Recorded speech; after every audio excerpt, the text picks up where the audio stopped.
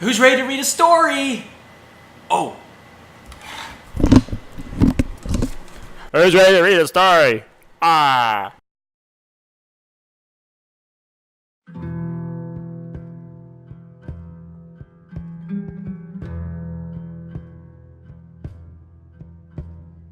There was once on a time a miller who had a beautiful daughter, and as she was grown up, he wished that she was provided for and well married. He thought, if any good suitor comes and asks for her, I will give her to him. Not long afterwards, a suitor came who appeared to be very rich, and as the miller had no fault to find with him, he promised his daughter to him.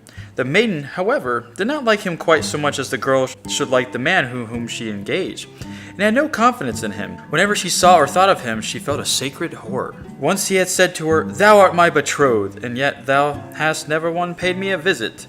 The maiden replied, "I know not where thy house is." Then said the bridegroom, "My house is out there in the dark forest." She tried to excuse herself and said she could not find the way there. The bridegroom said, "Next Sunday thou must come out there to me. I have already invited the guests, and I will strew ashes in order that thou mayest find thy way through the forest." When Sunday came and the maiden had to set out on her way, she became very uneasy. She herself knew not exactly why, and to mark her way she filled both her pockets full of peas and lentils. Ashes were strewn at the entrance of the forest, and these she followed, but at every step she threw a couple of peas on the ground. She walked almost the whole day until she reached the middle of the forest, where it was darkest, and there stood in a solitary house, which she did not like, for it looked so dark and dismal. She went inside it, but no one was within, and the most absolute stillness reigned. Suddenly a voice cried, turn back, young maiden dear! 'Tis a murderer's house you enter here." The maiden looked up and saw that the voice came from a bird which was hanging in a cage on the wall. Again it cried, turn back, young maiden dear! 'Tis a murderer's house you enter here." Then the young maiden went on further from one room to another and walked through the whole house. But it was entirely empty, and not one human being was to be found. At last she came to the cellar, and there sat an extremely aged woman whose head shook constantly. "Can you not tell me," said the maiden, "if my betrothed lives here?" "Alas, poor child," replied the old woman, "whither hast thou come? Thou art in a murderous den. Thou thinkest thou art a bride soon to be married, but thou wilt keep thy wedding with death. Look, I have been forced to put a kettle on there, with water in it, and when they have thee in their power, they will cut thee to pieces without mercy, will cook thee and eat thee, for they are eaters of human flesh. If I do not have compassion on thee and save thee, thou art lost." Thereupon the old woman led her behind a great hog's head where she could not be seen. "Be as still as a mouse," said she. "Do not make a sound or move, or all will be over with thee. At night, when the robbers are asleep, we will escape. I have long waited for an opportunity." Hardly was this done, then the godless crew came home. They dragged with them another young girl. They were drunk and paid no heed to her screams and lamentations. They gave her wine to drink, 3 glasses full, 1 glass of white wine, 1 glass of red, and a glass of yellow. And with this her heart burst in twain.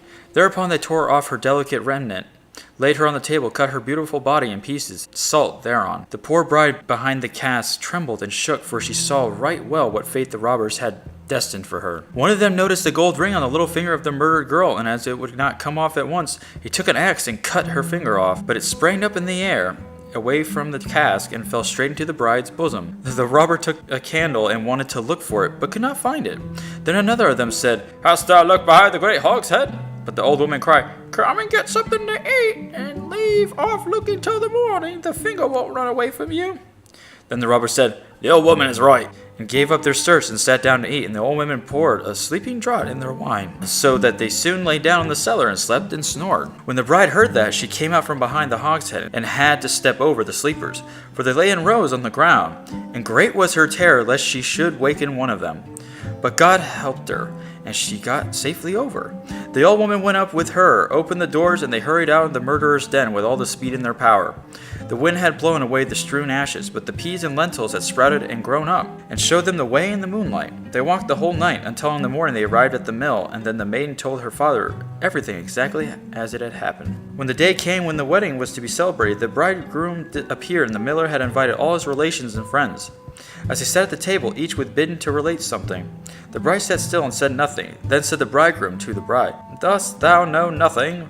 Relate something to us like the rest." She replied, Then I will relate a dream. I was walking along through a wood, and then at last I came to a house in which no living soul was, but on the wall there was a bird in a cage which cried, turn back, young maiden dear, 'tis a murderer's house you enter here. And this it cried once more. My darling, I only dreamt this. Then I went through all the rooms.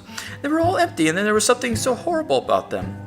At last I went down into the cellar, and there sat a very old woman, whose head shook. I asked her, does my bridegroom live in this house? She answered, alas, poor child, thou hast gone to a murderous den. Thy bridegroom does not live here, but he will hew thee in pieces and kill thee. Then he will cook thee and eat thee. My darling, I only dreamt this.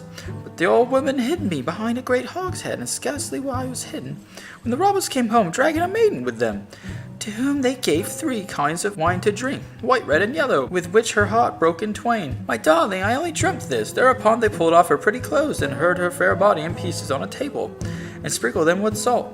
My darling, I only dreamt this. And one of the robbers saw that there was still a ring on her little finger, and as it was hard to draw off, he took an axe and cut it off, but the finger sprang up in the air, and sprang behind the great hogshead, and fell into my bosom. And there is the finger with the ring. And with these words she drew it forth, and showed it to those present. The robber, who had during this story became as pale as ashes, leapt up and wanted to escape, but the guests held him fast, and delivered him over to justice. Then he and his whole troop were executed for their infamous deeds. Oh my, I didn't want to lose fingers, or get eaten, or have salt poured, or basically get raped. That's not fun. Well, that was good. You know what time it is now? Oh, I think you know what time it is. Oh, thanks for tuning in. It's time to jam out. And then this fade away is going to be happening. Ready? 1, 2, 3.